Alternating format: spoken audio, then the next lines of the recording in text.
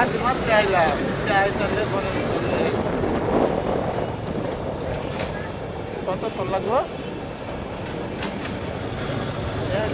এত সময় দিতে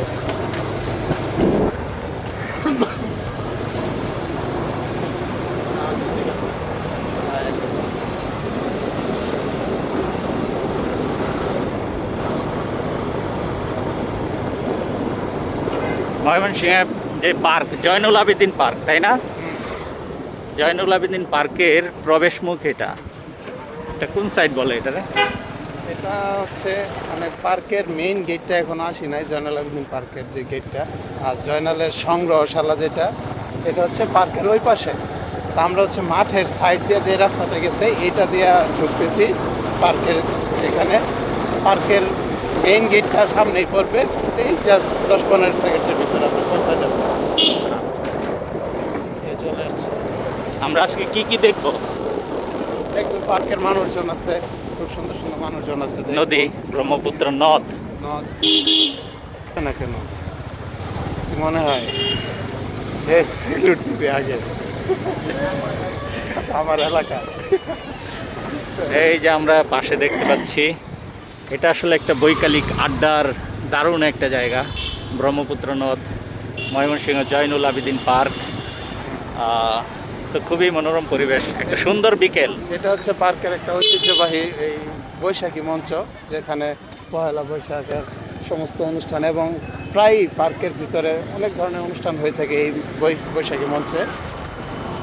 সাংস্কৃতিক কর্মকাণ্ডগুলো আর কি এখানে হয়ে থাকে। এছাড়াও ওই যে বাচ্চাদের জন্য খেলার পার্ক এবং অন্যান্য বেশ সুন্দর বিনোদনের ব্যবস্থা।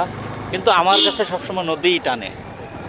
এই যে নদীর মানে পার, তারপর এত সুন্দর পরিবেশ, বৈকালিক আড্ডা, এখানে এত এত মানুষের সমাগম, প্রত্যেকেই। সোজা হচ্ছে জয়নাল আবেদিনের সংগ্রহশালা, আমরা ওইদিকে না গেলাম, আমরা এখানে একটু ঘুরতেছি হ্যাঁ হ্যাঁ, আমরা আসলে দেখার জন্য। দারুণ একটা বিকাল কাটাবো আজকে ইনশাল্লাহ। এরকম একটা বিকাল পেলে আসলে আর কি লাগে।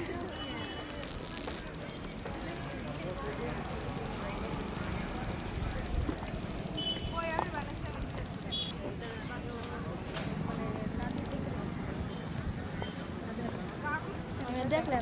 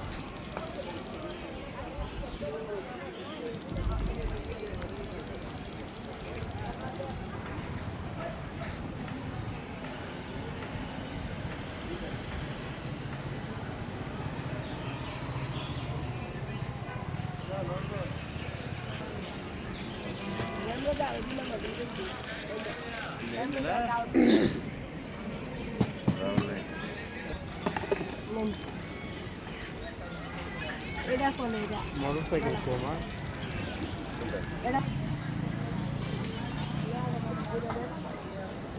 এটাকে সুন্দর এডিট করে একটা ভিডিও বানাই। আমরা এখন ঝালমুড়ি কোথায় পাওয়া যায় এটা খুঁজবো। ঝালমুড়ি আছে, শরবত আছে। বড়া